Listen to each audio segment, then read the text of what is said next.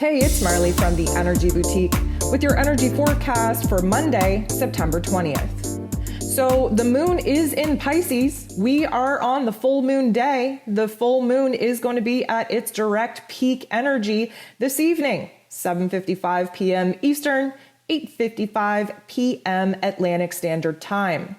Now, we have to take into consideration a couple of things here. First of all, if you haven't downloaded your moon guide, I recommend you do so. This is a beautiful, beautiful energy to do some serious cutting cords and cutting of timelines and cutting of soul contracts. We're releasing, we're purging, we're cleansing, preparing for the equinox energy to usher in a new balanced playing field for us to start manifesting on.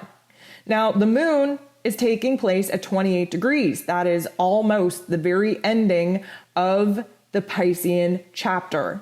This means that we're going to have our full moon in Pisces go peak, go direct, and then it's going to transition into Aryan energy. So let's just say that this wasn't a full moon. Anytime that we're moving out of the deep, emotional waters, the hypersensitive, healing, intuitive energies of Pisces, and moving into Aries, Aries is where we come to life again. Aries energy is a fire energy. It is the spark, it is the fire, it is the initiator of the zodiac. And you best believe that we are going to get some things done.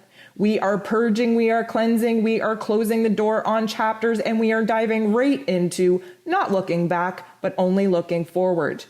This Aryan energy is going to fuel us up, fire us up, make us motivated, make us excited about some of the things that we're about to jump into. And you best believe that transition is going to be deeply felt. Now, we don't really have to worry too much because this transition will likely be happening as we're going to bed, as we're going to sleep. Cautionary note.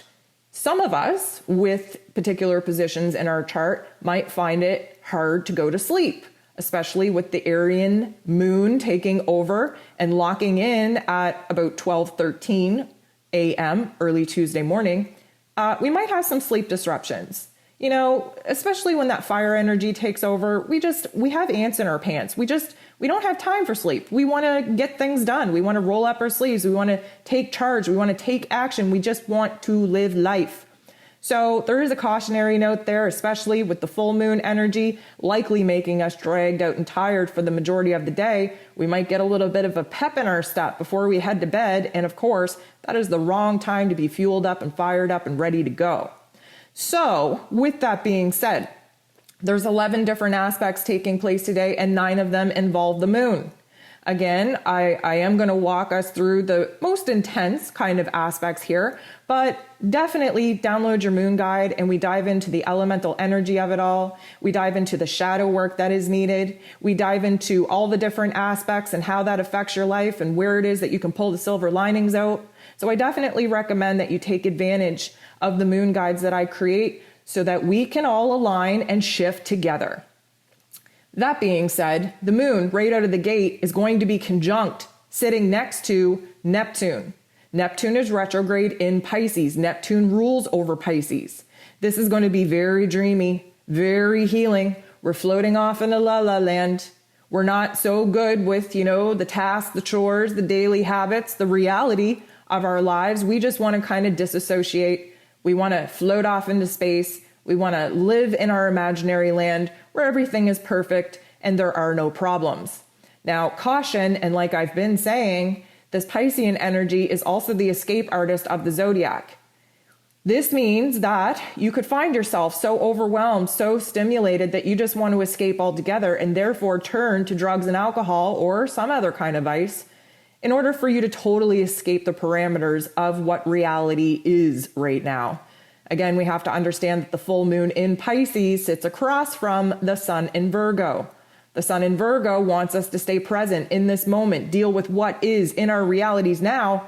And the moon in Pisces just wants us to float off into space where nothing matters, where we surrender to the universal plan, where we do not want to be in this present moment because this present moment does not exist, because time does not exist. This whole Piscean energy is the metaphysical realm. It is karma, it is energy, it is soul, it is life lessons, it is dreamy, it is imaginative. So there is going to be a huge emphasis right now on just disconnecting, just disassociating, and just kind of floating off into space. Make good use of this energy. The moon goes ahead and bumps into the true node. And of course, the true node wants to remind us why we're fighting, why we're pushing forward, why the fight is worth it. And why is that? Well, because we have a dream that we want to manifest. We have a vision that we want to be living.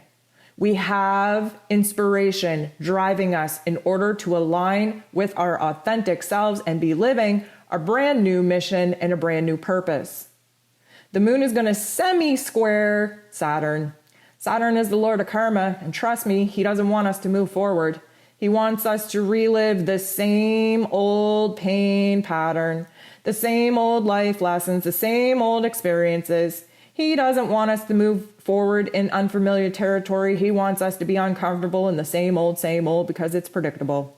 And because we are really pushing ourselves outside of the comfort zones of what is familiar, of what is tried and tested and true, you best believe that when Saturn tries to pull us back, we are going to be a little bit of a tug of war, a little bit of an inner conflict, because of course we have a lot of supporting energies trying to push us forward. The moon goes ahead and bumps into Mercury. Mercury, of course, in Libra, very divided at this point. We're able to act as the observer. We're able to see, okay, so these attachments are trying to keep me in the old. These encouraging inspirations and visions are trying to push me into the future. And we're very analytical at this point. We just want to compromise. We're kind of like, hey, past self, could you just take one step forward? And hey, future self, could you just take one step back so that we can just try to be comfortable in this moment and find peace and harmony in this moment and just enjoy the process, the journey, instead of just having to fixate on a certain destination. Of course, this mercurial energy is going to trigger us. We are hypersensitive because of this full moon energy. Mercury is going to trigger us in such a way that we might lash out. We might speak out without thinking about the consequences.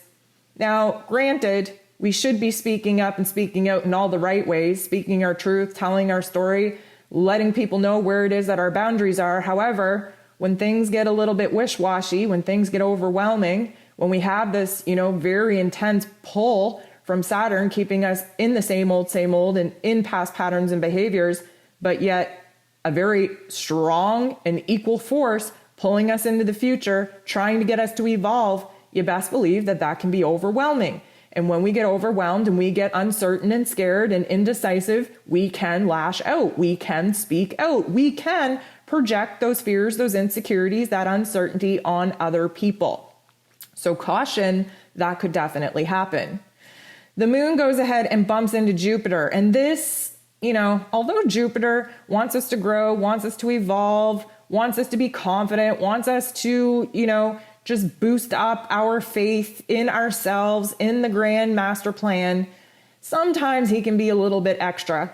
And if the energy is already on that, teeter-totter where it could go either way, sometimes I don't think Jupiter helps us at all. Sometimes when the energy is unstable and uncertain and indecisive and a little bit triggered, turning the volume all the way up and putting a magnifying glass on those energies sometimes is not the best idea nor the best feeling.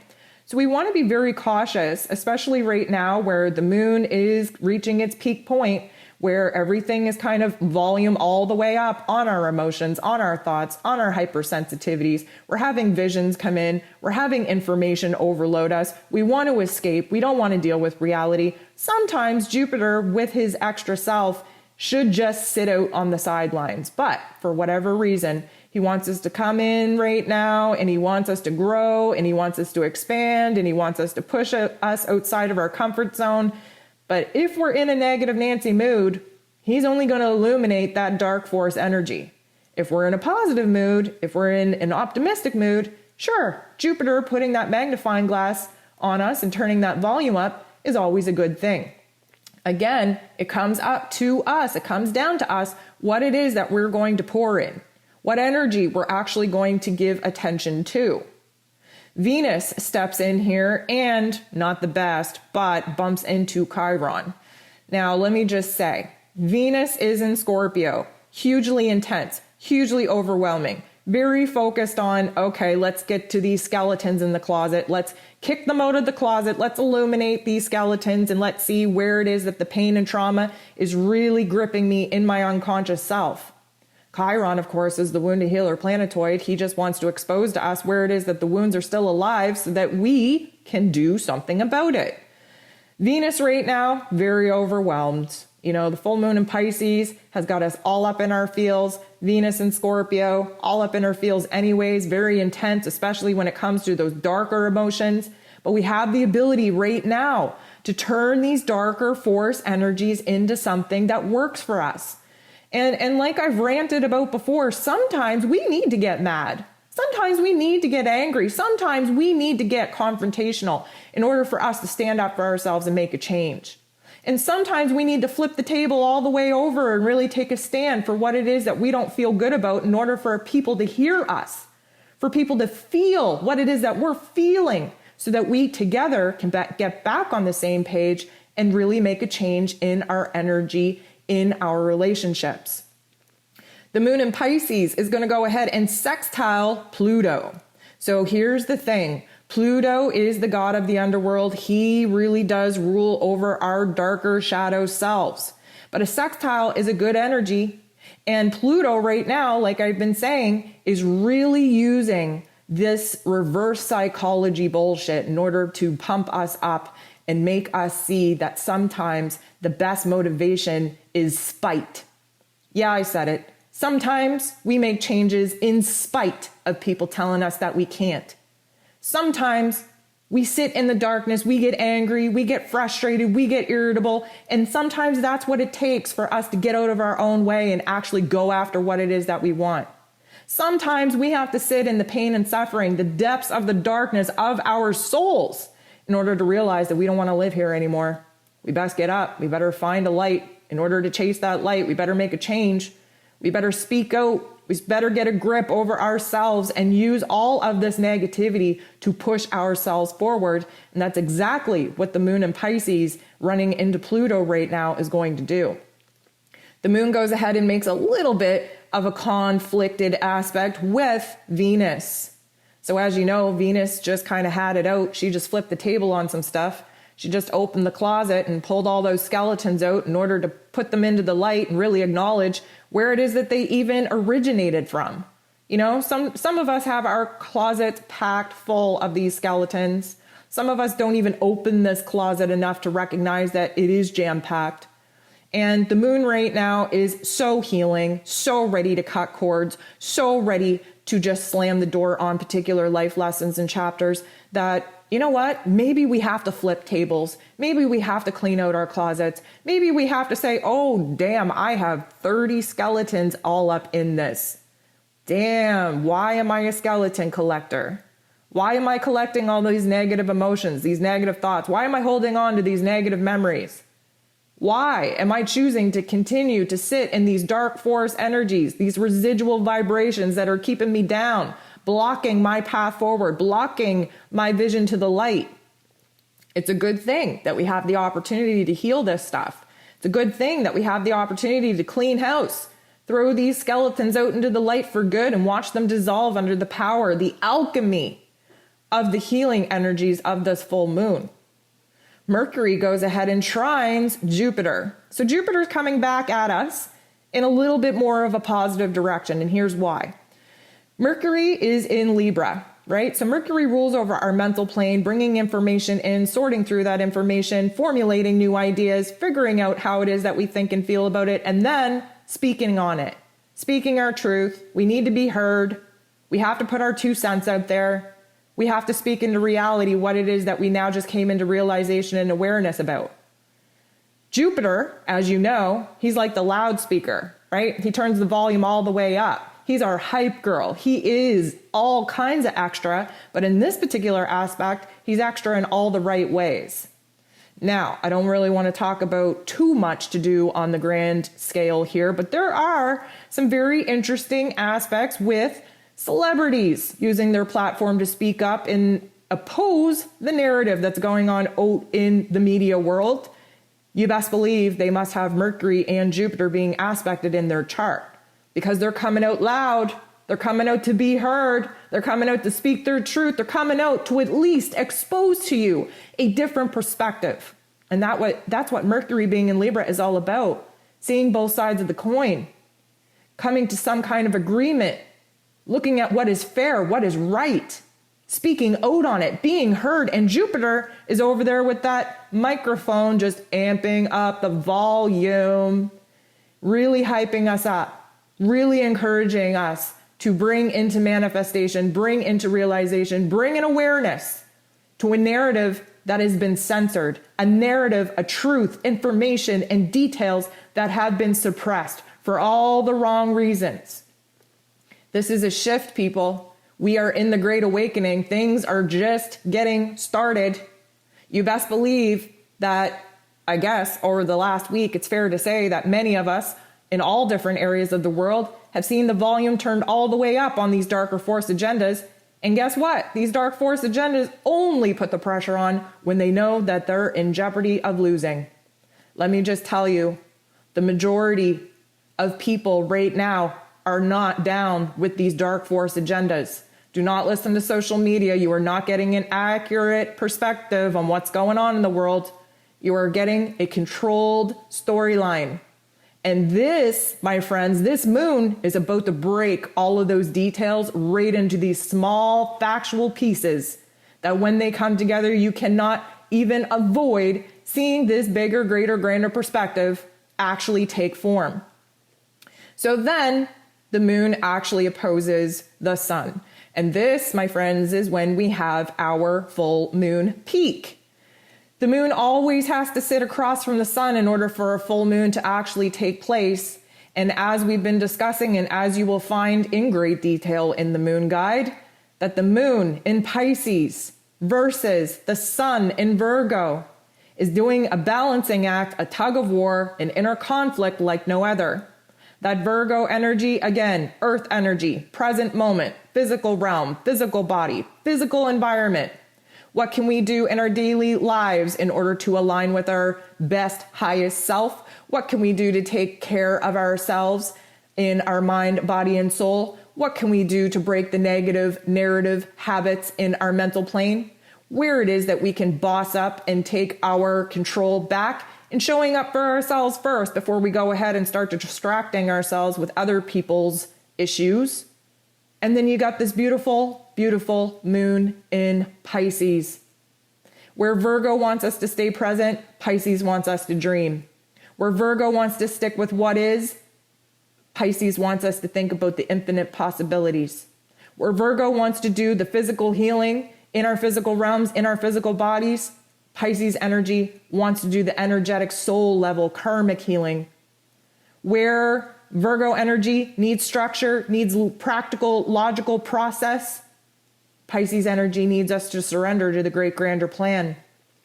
This is a beautiful axis to play upon. Both of them want to heal. They're just healing in different ways.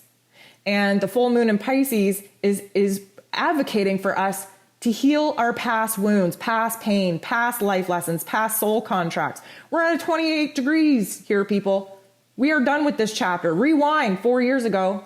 This is when this particular topic and theme started. We're closing the door on this. We're preparing for a brand new level playing field, which is coming with the equinox energy. Again, to take you on a little bit of a deeper dive, please download the Moon Guide. I hate to be a nag here, but too many of y'all do not take advantage of these Moon Guides. I get millions of emails all the time. I shouldn't say millions, that's an exaggeration, but I get tons of emails all the time saying, where do I start on my healing journey? How do I connect with my intuition? How do I prepare for the awakening? Well, guess what, light workers? You're only a light worker if you are able to deal with your shadow, okay? The light only exists because the dark exists.